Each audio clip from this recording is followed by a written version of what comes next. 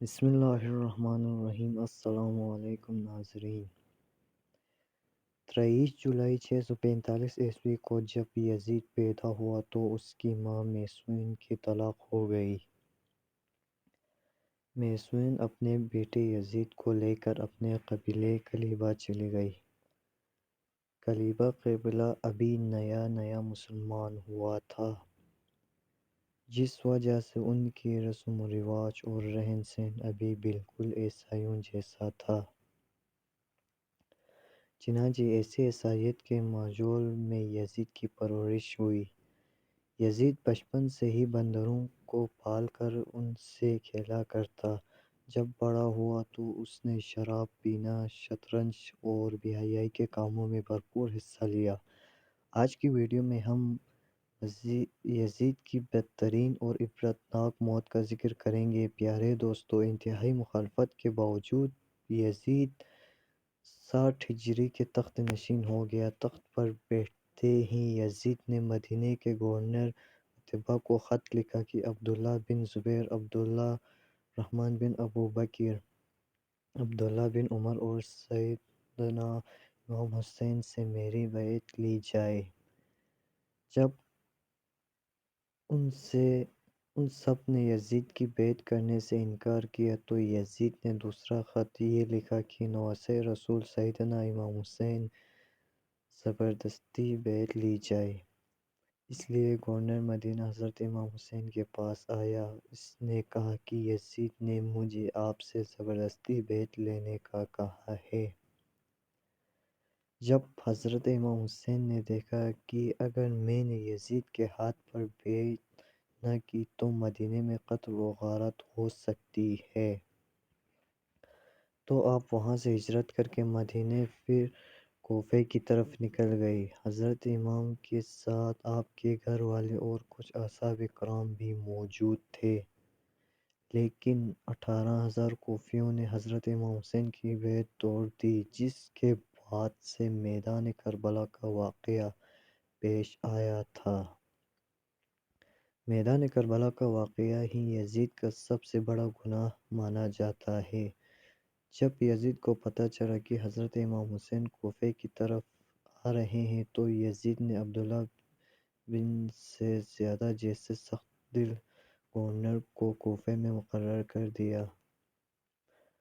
ان کو یزید نے کہا تھا کہ حضرت امام حسین سے بیعت لو، اگر وہ میرے ہاتھ پر بیعت نہیں کرتا تو اس سے جنگ کرو۔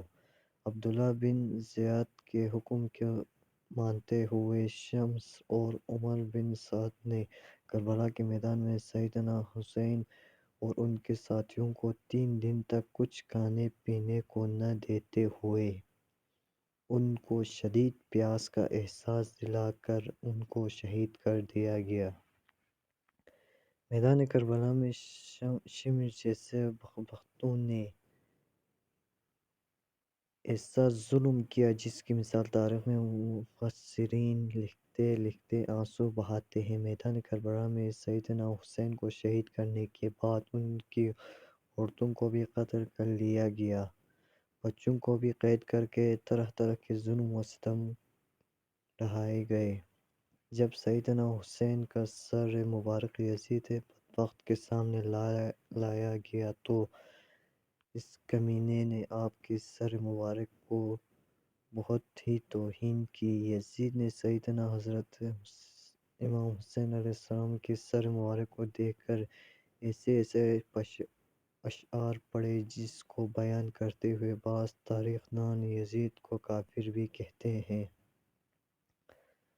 آخر کیا وجہ تھی کہ یزید نے عبداللہ بن زیاد، شمر اور عمر بن سعد کو اہل بیت کو شہید کرنے کی سزا کیوں نہ دی گئی؟ کیوں واقعہ کربلا کے بعد بھی یزید کی موت تک عبداللہ بن زیاد کوفہ اور مصر پر یزید کی طرف سے حکمران رہا؟ ایسے واقعات کے باوجود بھی ابن زیاد جیسا شخص اپنی مسنت پر برگمان رکھنے کی وجہ سے یزید کے پاس آخر کیا تھی؟ اب 63 ہجری میں مدینہ کے لوگ یزید کی بیعت توڑ دیتے ہیں تو یزید کی فوج نے مدینے پر حملہ کر دی، جس سے واقعہ خراب پیش آتا ہے کہ جس میں 80 صحابہ کرام مہاجرین اور انصار میں سے 70 تابعین، اس کے علاوہ 1 لاکھ مسلمانوں کو بے پردگی سے مدینے میں شہید کیا گیا۔ صحیح مسلم میں سے لے کر 3333 تک 15 برس احادیث ہیں جن کا لب لباب یہ ہے کہ آپ صلی اللہ علیہ وسلم نے فرمایا، جس نے اہل مدینہ کو ڈرایا، اہل مدینہ کو دھمکایا یا مدینے والوں پر ظلم کیا، اس پر اللہ کی لعنت، اللہ کے فرشتوں کی لعنت اور تمام لعنت کرنے والوں کی لعنت۔ لیکن یہ یہاں پر ہی نہیں رکا اور مدینے کے بعد مکہ پر بھی حملہ کیا گیا اور خانہ کعبہ کی عمارت پر بھی سنگ باری کی گئی۔ بس پھر یزید کو دی گئی اللہ پاک کی مہلت ختم ہوتی ہے۔ اب اس ظالم، فاسق، فاجر اور شرابی کی موت آتی ہے۔ اس کی موت کے متعلق 3 طرح کی روایت تاریخ کتب میں ملتی ہیں۔ اس کی موت کے بارے میں پہلی روایت یہ ہے کہ یزید ایک رومی نسل کی لڑکی پر فدا ہو گیا تھا۔ یزید نے اس لڑکی کے سارے خاندان کو قتل کروا دیا تھا، لیکن اس کے باوجود بھی یزید اس لڑکی کو حاصل نہ کر سکا۔ ایک دن وہ لڑکی یزید کے محل میں آتی ہے۔ وہ لڑکی یزید کو کہتی ہے کہ میں اپنی جان دے دوں گی، لیکن تیرے جیسے قاتل درندے کی محبت میں گرفتار نہیں ہو سکتی۔ ایک دن لڑکی نے سوچا کہ میں اپنے خاندان والوں کا بدلہ یزید سے لیتی ہوں۔ لڑکی نے یزید کو رنگ ریال منانے کے لیے ایک جنگل میں اکیلے بلایا۔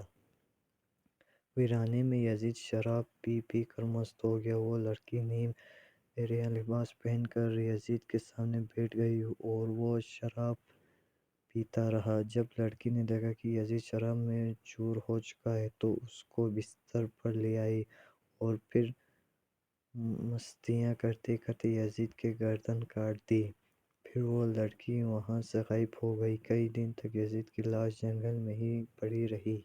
یزید کی لاش کو چیل اور کووں نے نوچ نوچ کر برا حال کر دیا تھا۔ جب یزیدی فوج کو یزید کی لاش کا علم ہوا تو انہوں نے اس کی لاش کو دفنا دیا۔ ابن اساکر سے روایت ہے، اس طرح بیان کرتے ہیں کہ 64 ہجری کو یزید کو ایک بہت ہی خطرناک بیماری لگی تھی، جس کی وجہ سے اس کی آنتیں جل کر سکڑ گئی تھیں۔